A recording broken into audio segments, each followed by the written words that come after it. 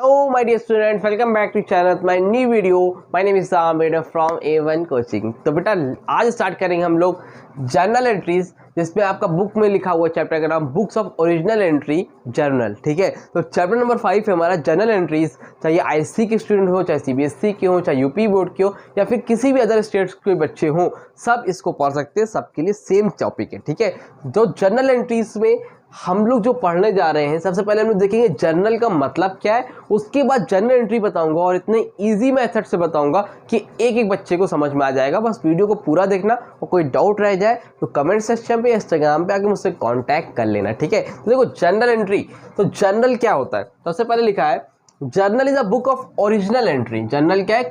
Book of original entry है in which the transaction and one recorded first of all. देखो business में क्या होते हैं, बहुत ज़्यादा ट्रांजैक्शंस होते हैं। क्या होते हैं बेटे? पैसों के लेन देन होते हैं। भाई कुछ पैसा आता है, कुछ पैसा जाता है, कभी लॉस हो जाता है, कुछ उधार में ट्रांजैक्शंस होती है ना, कुछ कैश में होती है बच्चा। तो जितने भी ट्रांजैक्शंस होते हैं, जितने जो पैसों का लेन देन होता है, जितने भी कुछ पैसे आते हैं, कुछ पैसे जाते हैं, कुछ सामान क्रेडिट पे बेचे जाते हैं, क्रेडिट मतलब उधार पे बेचे जाते हैं, कुछ उधार पे खरीदे जाते हैं, मतलब इस तरह से बहुत सी चीज़ें होती है। कुछ बैड डेट्स, नुकसान हो जाते हैं, तो सब की हम लोग एंट्री पास करते हैं। एंट्री मतलब रिकॉर्ड करने का एक स्पेशल तरीका होता है। भाई नॉर्मल दुकानदार एक कॉपी में लिख लेता है कि चिंटू का इतना पैसा बाकी, भैया मीनू का इतना बाकी है, रोहित का इतना बाकी है, सोनू का इतना बाकी है। हम लोग इस तरह से करके लिख लेते हैं। लेकिन अकाउंट्स में उसको रिकॉर्ड करने का अपना एक स्पेशल तरीका है। ये जो बड़े बिजनेसमैन होते हैं वो नोट करते हैं। छोटी मोटी दुकान है किराने की, तो वहाँ पे नहीं चलेगा। लेकिन जो बड़े बिजनेसमैन होते हैं वो जर्नल एंट्री फॉलो करते हैं, जो कि अपने यहाँ एक सीए हायर करते हैं, यानी कि इसको हम लोग बोलते हैं चार्टर्ड अकाउंटेंट। ठीक है, तो वो पास करता है सारी एंट्री। तो जर्नल एंट्री नॉर्मली क्या होती है? जर्नल एंट्री एक बुक होती है।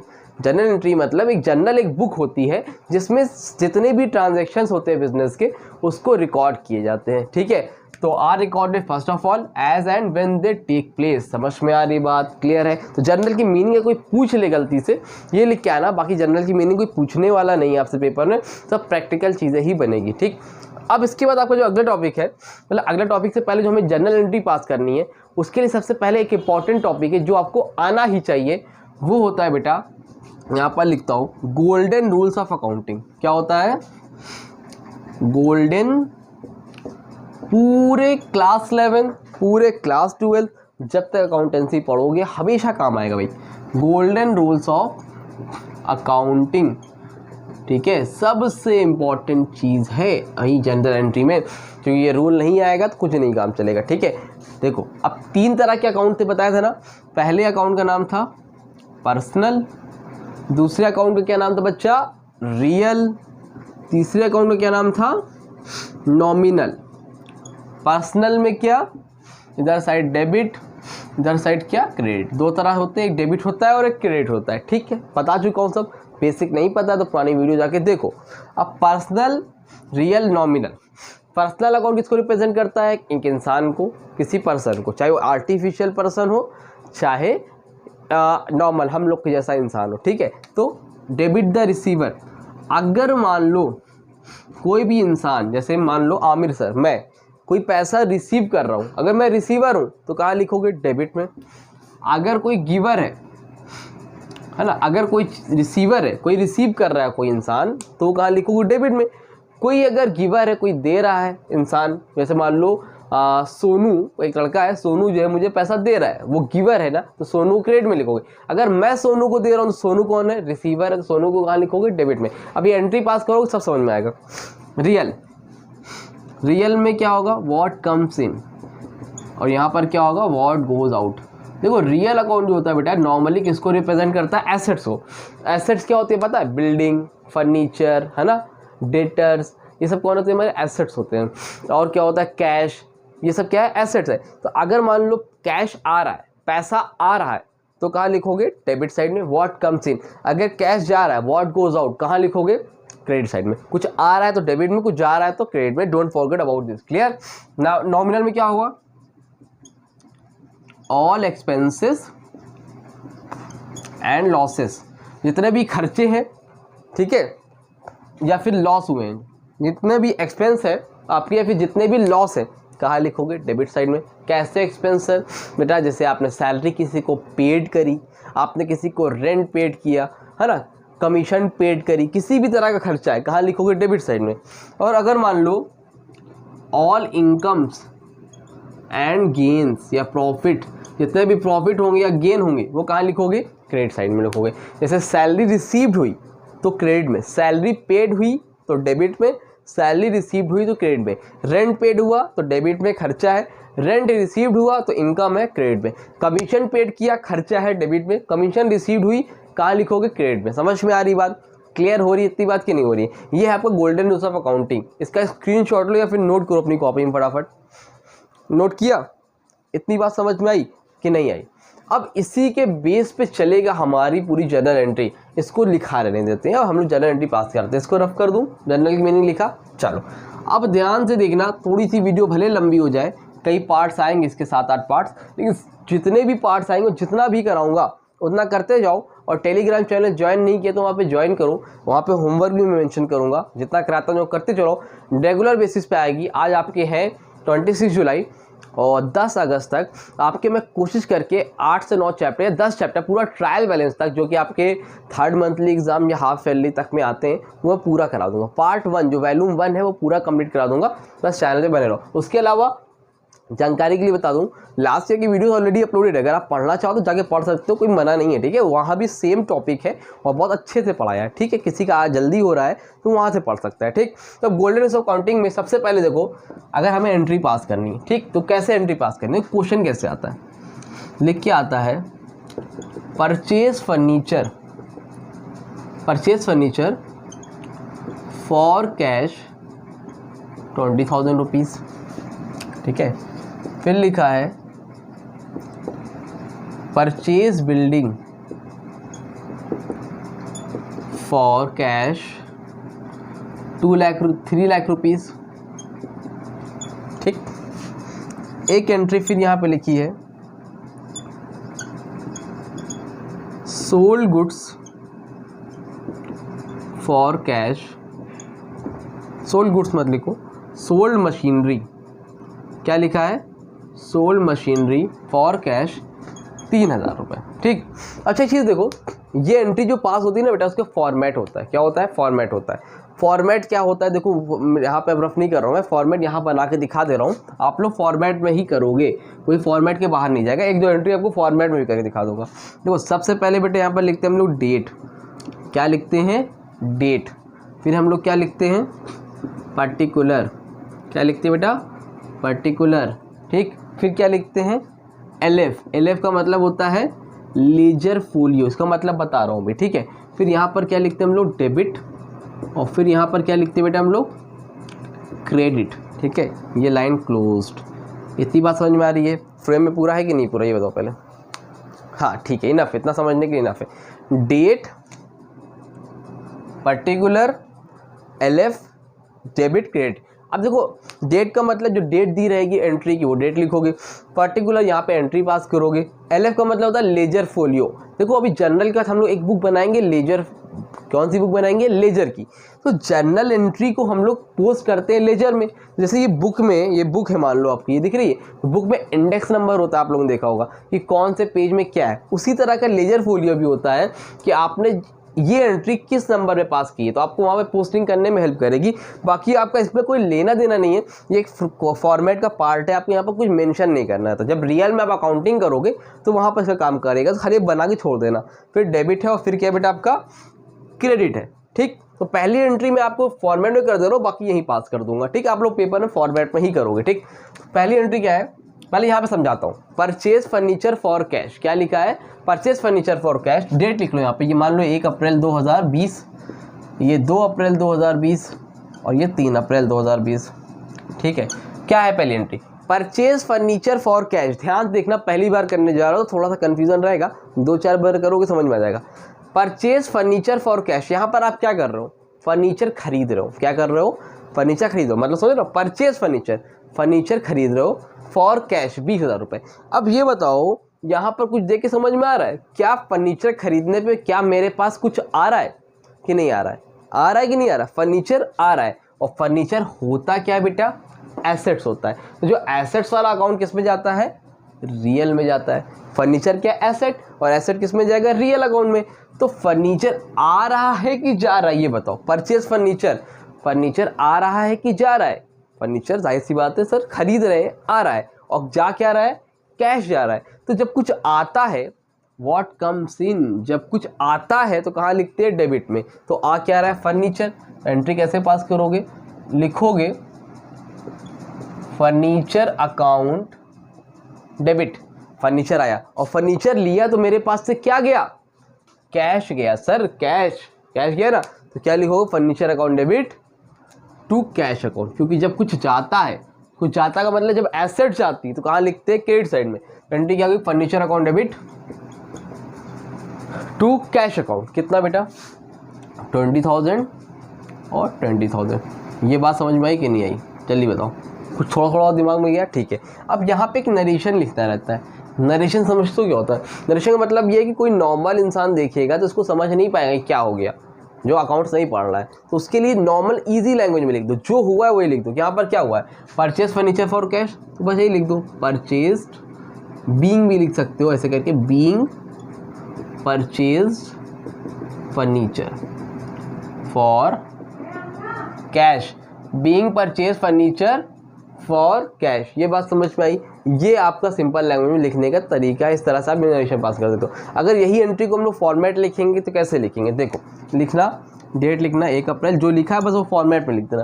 क्या हुआ, purchase account debit to cash account, यहाँ पर लिखो फर्नीचर अकाउंट डेबिट, फिर टू कैश अकाउंट। कितना फर्नीचर था, 20,000, तो डेबिट में लिखो 20,000, क्रेडिट में लिखा 20,000, फिर क्या था, नरेशन था तो यहाँ पे लिखा बीइंग। कोई बीइंग लिखना ज़रूरी नहीं है, ठीक है, आप अपनी लैंग्वेज जो समझ में लिख दो, बस लिख देना narration, being purchase furniture for cash. ठीक, ये समझ में आई बात, हो गया, ये पहली एंट्री पास हो गई। इस तरह से एक लाइन खींच दो, काम खत्म हो गया। बस वही चीज़ करना है, बस फॉर्मेट में लिखना है। समझ में आ रही बात, क्लियर है। तो आप लोग फॉर्मेट में इस तरह से करोगे, ये डेबिट साइड ऊपर लिखते, क्रेडिट साइड नीचे। देखो डेबिट का ये ऊपर, क्रेडिट का ये नीचे। पहली बार लोग करते हैं तो ऊपर नीचे कर देते हैं, क्योंकि आदत नहीं है, पता नहीं होता, इस तरह से करा जाता है। ठीक, दूसरी एंट्री की बात करते हैं भाई। दूसरी एंट्री में क्या लिखा है, purchase building for cash 3 lakh rupees. Building खरीदी है किसमें, कैश में, यानी कि बिल्डिंग खरीदी है और कैश जा रहा है। तो बिल्डिंग क्या होती है, एसेट्स होती है। क्या कुछ मेरे पास आ रहा है खरीदने पे, सर बिल्डिंग आ रही है, बिल्डिंग आ रही है तो व्हाट कम्स इन, तो कहाँ लिखोगे, जब कुछ आता है तो कहाँ लिखते हैं, डेबिट साइड में। तो एंट्री क्या होगी, building account debit, building account debit, और बिल्डिंग खरीदा तो मेरे पास से क्या गया, कैश गया, व्हाट गोज आउट, कहाँ लिखोगे, क्रेडिट साइड पे। Building account debit to cash account. कितने की बिल्डिंग गई, आई बिल्डिंग कितने की, 3 लाख की गई, कितने की, 3 लाख की। समझ में आई बात। जब बिल्डिंग कुछ आता है, व्हाट कम्स इन, तो डेबिट में, बिल्डिंग अकाउंट डेबिट, और कुछ जाता है कैश, तो कैश कहाँ गया, क्रेडिट में। समझ में आई बात। Building account debit to cash account, इस तरह से आपको एंट्री करनी है। तीसरा क्या है, सोल्ड मशीनरी फॉर कैश। कितने की मशीनरी खरीदी हो, 3,000 की। मशीनरी कितने की बेटा, 3,000 की। अब ये तो मशीनरी बेच दी, मशीन बेची, यहाँ पर खरीद रहे थे, यहाँ पर बेचा है। अब बताओ, मशीन अगर बेचेंगे तो पैसा आएगा कि जाएगा, सोच के बताओ कमेंट में। मशीन बेचा, यानी मार्कर है, मैंने बेच दिया तुमको, तो बेचूंगा तो मेरे पास पैसा आएगा ना। तो मशीन बेची है तो इस बार पैसा आ रहा है, तो अब की बार मशीन आ नहीं रही है, कैश आ रहा है। तो जब कुछ आता है तो कहाँ लिखते हैं, डेबिट में। इस बार कैश अकाउंट क्रेडिट में नहीं होगा, कैश अकाउंट कहाँ होगा, डेबिट में। एंट्री होगी कैश अकाउंट डेबिट टू, जा क्या आ रहा है मेरे पास से, मशीनरी, तो एंट्री क्या होगी, cash account debit to machinery account. कितना लिखें, 3,000। यहाँ तक कुछ समझ में आया कि नहीं आया। इसी चीज़ को नरेशन नहीं लिखा, आप लोग लिख लेना, क्या लिखना, परचेज बिल्डिंग फॉर कैश। ठीक है, नरेशन तो मैं उम्मीद करता हूँ आप लोग लिख लोगे, ठीक है, या भी लिख लेना। क्लियर हुआ, समझ में आया कि नहीं आया। इसने समझ में आया तो स्क्रीनशॉट लो जल्दी से, फिर आगे और एंट्री आपको बताता हूँ कैसे करना है, जल्दी से स्क्रीनशॉट लो। हाँ तो बेटा चलो जल्दी से आगे बढ़ते हैं और कुछ एंट्रीज पास करके देखते हैं, ताकि आपको कोई दिक्कत परेशानी ना आने पाए। देखो यहाँ पर एक चीज़ समझना, लोग बच्चे अक्सर गलत करके आते हैं भाई, आप लोग को गलती नहीं करनी है। यहाँ पर क्या लिखा है, परचेज मशीनरी फॉर कैश 20,000 रुपये। यहाँ पे मशीनरी खरीदी कितने की? 20,000 की, क्योंकि मैंने आप लोगों को बताया भी कैसे पास करते हैं। ठीक, यहाँ पर लिखा है purchase goods for cash 40,000 rupees. समझ रहे हो, मशीन खरीदी 20,000 रुपये की, गुड्स खरीदा 40,000 रुपये का, तो दोनों में तो परचेज ही है, डिफरेंस क्या है? अब एंट्री पास करेंगे समझ में आएगा। देखो, परचेज मशीनरी फॉर कैश, क्या कुछ आ रहा है? सर मशीन आ रही है और कैश जा रहा है, आप कितनी बार बताएंगे? समझ में आ गया, एंट्री करो फिर जल्दी समझ में आ गया। तो एंट्री क्या होगी? Machinery account debit to cash account. कितने की मशीन है? 20,000 रुपये। कितने की है? 20,000 रुपये की। तो लिखो मशीनरी कितने की? 20,000 की, गया पैसा कितना? 20,000 रुपये। ये समझ में आया? Is that clear? यस और no? Purchase machinery for cash, machine खरीदी कितने की? 20,000 की, तो मशीनरी अकाउंट डेबिट, मेरे पास तो जा क्या रहा है? कैश। कुछ जाता है तो क्रेडिट में, कुछ आता है तो डेबिट में, हो गया। ठीक है, अब यहाँ पर देखो एक नया वर्ड है गुड्स। जो आप मशीनरी खरीदते तो मशीनरी अकाउंट डेबिट, यहाँ पर क्या खरीदा आपने? परचेज गुड्स फॉर कैश 40,000 रुपये। ठीक, गुड्स खरीदा है कितने का बेटा? 40,000 रुपये का। तो आप लोग क्या करोगे? कुछ आ रहा है क्या? कुछ आ रहा है, गुड्स आ रहा है, तो आप क्या लिख दोगे यहाँ पर? गुड्स अकाउंट डेबिट, ऐसे लिखोगे, goods account debit to cash account. ध्यान से देखो, पूरा देखना, goods account debit to cash account, क्या ये लिखोगे? नहीं, मशीनरी क्या होती है? एसेट्स होती है। फर्नीचर क्या होता है बेटा? एसेट्स होता है। बिल्डिंग क्या होती है? एसेट्स होती है। लेकिन ये गुड्स है। गुड्स मतलब वो होता है जिसमें आप डील करते हो, जिसको आप खरीद के दोबारा बेचते हो। ठीक है, तो वो आपका एक्सपेंस है। याद रखना, अकाउंट्स में अगर मशीन है, बिल्डिंग है, फर्नीचर, कोई एसेट्स है, तो उसको हम लोग क्या ट्रीट करेंगे? एसेट ट्रीट करेंगे, तो उसको वहाँ पर वो रियल अकाउंट में चला जाएगा। लेकिन यहाँ पे गुड्स खरीदा तो ये एसेट में क्रिएट नहीं हुआ, ये आपका खर्चा है। तो परचेज गुड्स फॉर कैश, तो अगर परचेज गुड्स लिखा रहे कभी भी, तो आप क्या करोगे? उसको ट्रीट करोगे नॉमिनल अकाउंट में। किस में ट्रीट करोगे? नॉमिनल अकाउंट में। और आप गुड्स खरीद रहे हो, तो जब गुड्स खरीद रहे हो आपका खर्चा हो रहा है कि इनकम? जब आप परचेज गुड्स कर रहे हो तो खर्चा हो रहा है कि इनकम? सर खर्चा हो रहा है, एक्सपेंस हो रहा है। तो यहाँ पर इसलिए क्या लिखोगे? जितने भी खर्चे होते कहाँ लिखते हैं? एक्सपेंस, डेबिट साइड में। यहाँ एंट्री क्या पास करोगे? Purchase account debit. समझना बात को ध्यान से, परचेज अकाउंट डेबिट। अगर मान लो मशीनरी है, बिल्डिंग है, तो वहाँ पर मशीनरी बिल्डिंग लिखोगे, परचेज तब नहीं लिखोगे। लेकिन अगर परचेज के साथ जिंदगी में कभी भी गुड्स लिखा है, अपने माइंड में बात बांध लो, अगर परचेज के साथ कभी भी गुड्स लिखा है तो गुड्स अकाउंट नहीं लिखोगे, क्या लिखोगे? Purchase account debit. Purchase account debit to cash account, यानी कि 40,000 रुपीज़, 40,000 रुपये। आई होप आपको क्लियर हुआ होगा। एक और कराता हूँ, देखो तीसरा है इसी तरह का, परचेज गुड्स फॉर कैश 3,000 रुपये। गुड्स खरीदा कितने का? 3,000 रुपये का। तो यहाँ पर क्या लिखा है बेटा? गुड्स लिखा है। और जब गुड्स लिखा रहेगा तो क्या लिखेंगे? परचेज अकाउंट लिखेंगे। ठीक है, क्योंकि गुड्स खरीदते हैं तो खर्चा होता है और सारे एक्सपेंस कहाँ लिखते हैं? डेबिट में। तो एंट्री क्या होगी? Purchase account debit. मेरे पास से क्या जा रहा है? कैश। कैश जा रहा है, व्हाट गोज आउट, यानी क्रेडिट में। तो purchase account debit to cash account, कितना? 3,000। आई होप आपको ये बात क्लियर हो गई होगी कि अगर कभी भी गुड्स लिखा होता है तो वहाँ परचेज लिखते हैं। मशीनरी, बिल्डिंग, कोई भी एसेट लिखा तो फिर वहाँ पर एसेट्स का नाम लिखते हैं। अगर एसेट्स होगा तो वो रियल अकाउंट में कंसीडर किया जाएगा, लेकिन गुड्स होगा तो वो आपका नॉमिनल अकाउंट में कंसीडर किया जाएगा। क्लियर हुआ कि नहीं क्लियर हो? जल्दी बोलो, क्लियर है? कमेंट सेक्शन में एक बता देना, यस सर, ओके सर, जी सर, समझ में आ गया। ठीक, अब देखो कुछ और नई चीज़ें बताता हूँ आपको।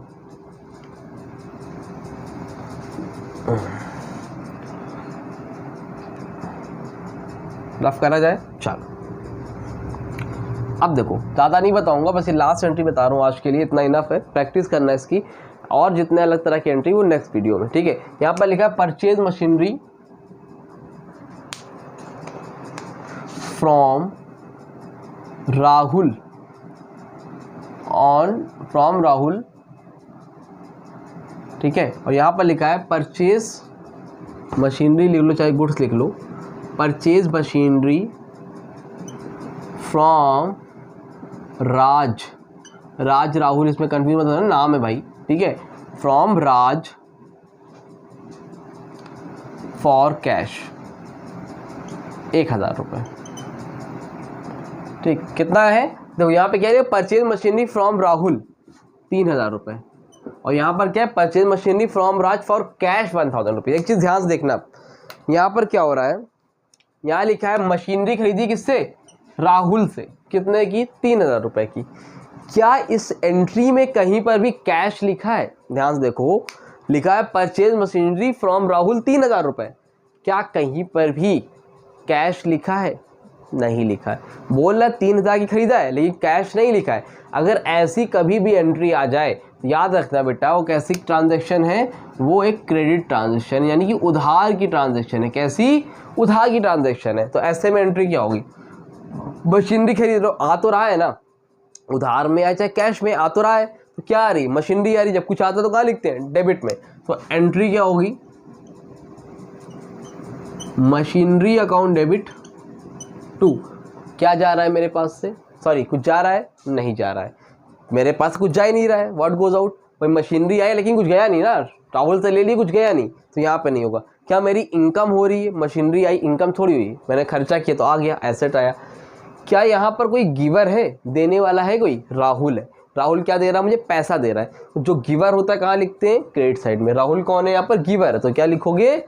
Machinery account debit to Rahul. कितना? 3000। अब बच्चे यहाँ पर बहुत कंफ्यूज होते हैं कि सर क्या अकाउंट क्यों नहीं लगाया? तो अगर तुम्हें अकाउंट लगाना है नाम के साथ तो इन्वर्टेड कॉमा लगा, एस लगाओ, ऐसे लिखो राहुल सा अकाउंट, या फिर खाली राहुल लिख के छोड़ दो, दोनों चल जाएगा। ठीक है। तो यहाँ पर क्या हुआ, जब किसी का, जब कैश का जिक्र नहीं होगा, कैश का नाम मेंशन नहीं होगा, तो वहाँ पर नाम लिखा जाएगा। अगला देखो और क्लियर होगा। Purchase machinery from Raj for cash 1000 रुपये। राज से मशीनरी खरीदी, एंट्री क्या होगी? मशीनरी आ रही है, मशीनरी अकाउंट डेबिट। अब यहाँ पर क्या लिखे? यहाँ पर सर राज भी लिखा है और कैश भी लिखा है। राज से मशीन खरीदा, कैश में खरीदा। अब बताओ भैया, राज से मशीन खरीदा, कैश में खरीदा, तो जब कैश का नाम आ गया तो राज को भूल जाओ, क्या लिखोगे? Cash account. अगर कोई ऐसी एंट्री हो जहाँ पर नेम भी हो और कैश भी हो तो कैश लिखते हैं, नेम नहीं लिखते। अगर नेम है और कैश नहीं है तभी नेम लिखते हैं। Machine account debit to cash account 1000। Clear हुआ? नहीं क्लियर हुआ? समझ में आया कि नहीं आया? आई होप यहाँ तक अच्छे समझ में आया। अब एक दो एंट्री इसी तरह की तुमको सोल्ड की करा देता हूँ, सेल्स की, ताकि आपको समझ में आ जाए। ठीक, रफ करें। चलो अब देखो भाई, अगला है सोल्ड गुड्स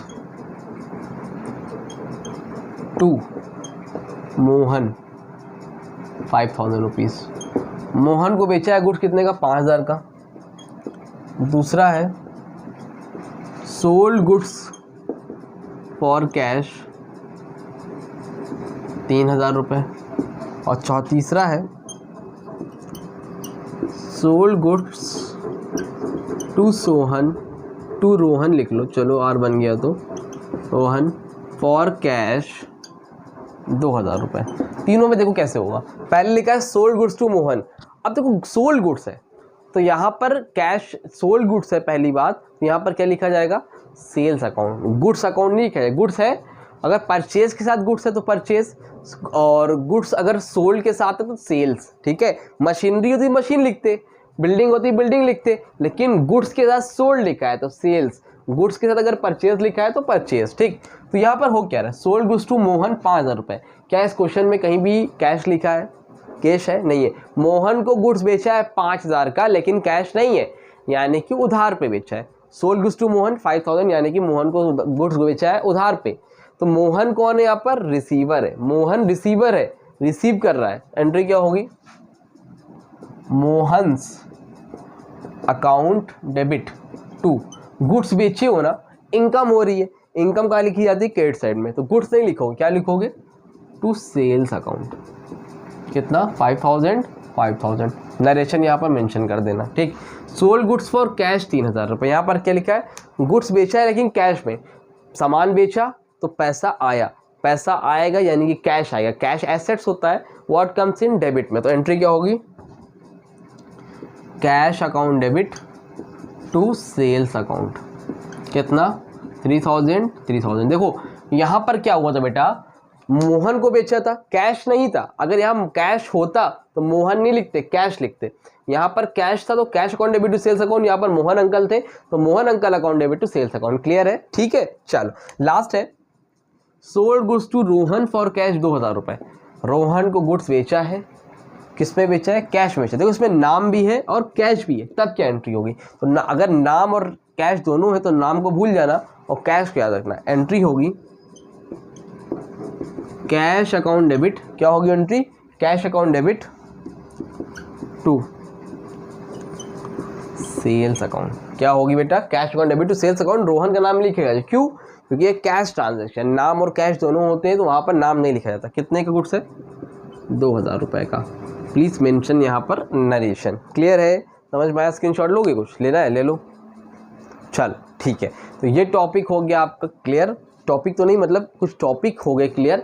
अभी के लिए इतना रखते हैं। कम से कम 6 से 7 पार्ट तो आएगा ही आएगा जनरल एंट्री का, और डेली बेसिस पे आएगा। कोशिश करूँगा एक दिन में 2-2 पार्ट डालूँ, जल्दी से जल्द कंप्लीट हो। और 15 अगस्त से पहले, 10 अगस्त से पहले आपका पूरा सिलेबस आपके जो आपके ये हाफ ईयरली थर्ड मंथली में आने वाला है तो करवा दूंगा। और जितने फ्रेंड्स हैं उनको शेयर करो, ज़्यादा लोगों को शेयर करो। कोई बच्चा हो जो पर्सनली कोई डाउट हो उसको तो इंस्टाग्राम पे कांटेक्ट कर सकता है। चलो मिलते हैं न्यू वीडियो में, तब तक के लिए थैंक यू सो मच।